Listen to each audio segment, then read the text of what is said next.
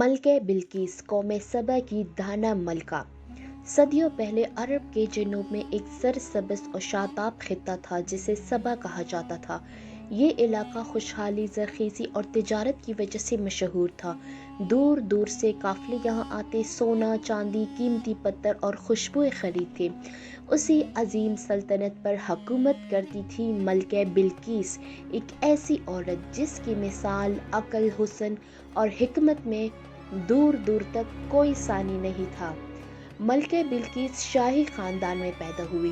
بچپن ہی سے ان میں غیر معمولی ذہانت پائی جاتی تھی۔ وہ بات کو گہرائی سے سمجھتی، جلد فیصلہ نہیں کرتی بلکہ ہر معاملے میں مشورہ اور صبر سے کام لیتی۔ جب ان کے والد کا انتقال ہوا تو سبا کے سرداروں نے متفق ہو کر انہیں تخت پر بٹھایا۔ یہ ایک بہت بڑا فیصلہ تھا کیونکہ اس دور میں عورت کا حکمران بننا غیر معمولی بات تھی، مگر بلقیس کی عقل نے سب کو قائل کر لیا۔ ان کا تخت بے مثال تھا، سونے اور چاندی سے مزین، جواہرات سے جڑا ہوا، بلند ستونوں پر رکھا گیا۔ قرآن مجید میں آیا ہے کہ اس کو ہر چیز دی گئی تھی اور اس کا تخت بہت عظیم الشان تھا۔ اگرچہ سلطنت خوشحال تھی مگر ایک بڑی کمی تھی۔ ملکہ بلقیس اور ان کی قوم اللہ واحد کو نہیں مانتی تھی بلکہ سورج کی عبادت کرتی تھی۔ وہ سمجھتے تھے کہ سورج ہی رزق، روشنی اور طاقت دیتا ہے۔ یہی وہ مقام تھا جہاں ان کی عقل دنیاوی معاملات میں تو کامل تھی مگر ہدایت الہی سے محروم تھی۔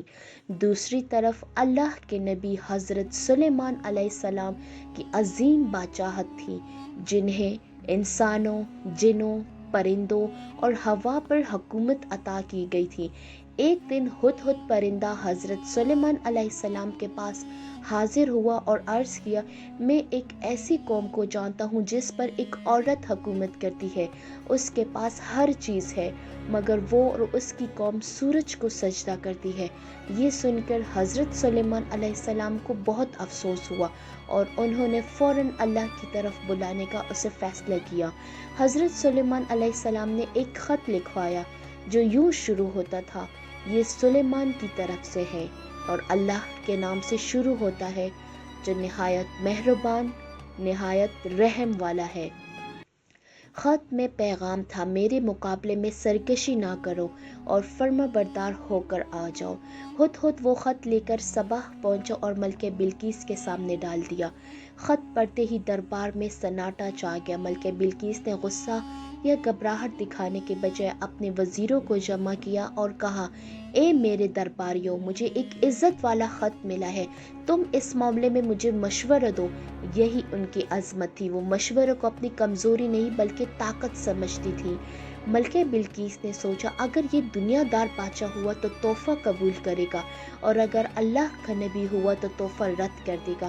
چنانچہ انہوں نے قیمتی تحائف حضرت سلیمان علیہ السلام کی طرف روانہ کیے۔ حضرت سلیمان علیہ السلام نے تحفہ دے کر فرمایا، کیا تم مجھے مال سے مدد دینا چاہتے ہو؟ جو اللہ نے مجھے دیا ہے وہ اس سے کہیں بہتر ہے۔ تحفہ واپس کر دیا گیا۔ یہ لمحہ ملکہ بلقیس کے لیے آنکھیں کھول دینے والا تھا۔ انہیں یقین ہو گیا یہ کوئی عام بادشاہ نہیں بلکہ اللہ کا سچا نبی ہے۔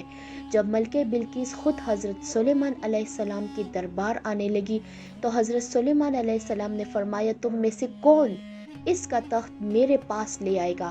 ایک جن نے کہا، میں آپ کی مجلس ختم ہونے سے پہلے لے آؤں گا، مگر ایک صاحب علم نے کہا، میں پلک چپکنے سے پہلے لے آؤں گا، اور یوں تخت فوراً حاضر ہو گیا۔ ملکہ بلقیس جب دربار میں داخل ہوئی تو شفاف شیشے کا فرش دیکھ کر سمجھی کہ پانی ہے اور انہوں نے اپنا لباس سمیٹ لیا۔ حضرت سلیمان علیہ السلام نے فرمایا، یہ شیشے کا فرش ہے۔ یہ دیکھ کر ملکہ بلقیس پر حقیقت کھل گئی، ایمان کا اعلان۔ آخر کار ملکہ بلقیس بول اٹھی، اے میرے رب، میں نے اپنے نفس پر ظلم کیا اور میں سلیمان کے ساتھ اللہ رب العالمین پر ایمان لے آئی۔